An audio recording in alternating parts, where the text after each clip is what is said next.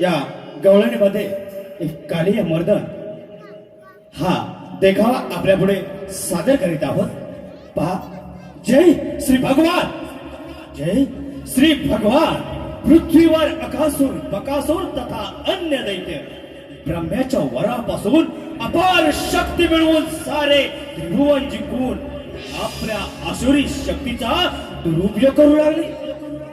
ऋषी मुनी साधू संतांचे आश्रम उद्ध्वस्त करून मोकाट सुटलेल्या गजराजाप्रमाणे सारे जमीन दोस्त करू लागले आणि त्यांच्या अर्थ किंकाळ्या साऱ्या भूमंडळात घुमू लागल्या.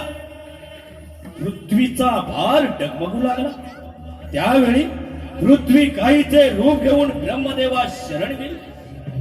ब्रह्मदेव आणि सारे ऋषी शंभू महादेवाकडे गेले. महादेवाने सांगितले, या समस्येचे हळ वैकुंठ नारायण करतील. तेव्हा सारे श्री सागरी शेषशय्येवर विराजित होऊन श्री नारायणाने आपली व्यथा कथन केली. त्यावेळी सागरातून ध्वनी प्रगट झाला. ते म्हणाले, माझा कृष्ण अवतार वसुदेव देवकीच्या पोटी श्रावण मासी होणार आहे. तेव्हा तुम्ही निश्चिंत राहा. हे सारे ऐकून देव ऋषी आपापल्या स्थानी निघून गेले आणि काही काळानंतर तो दिवस उजाळला. कृष्णदेव जन्मास आले. त्या भयान रात्री काहीच कुणाला कळत नव्हते. अशा विकट प्रसंग वसुदेवाने बाळ टोपलीत ठेवले. बंदी शाळेचे दरवाजे आपोआप उघडले.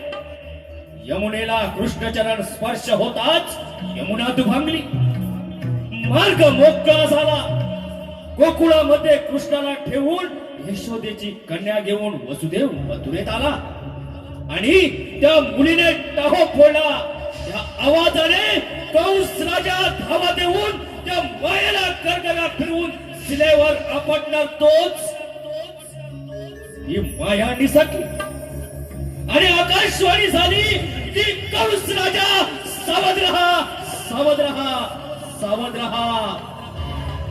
तुझा 8वा वैरी गोकुळात वाढत आहे.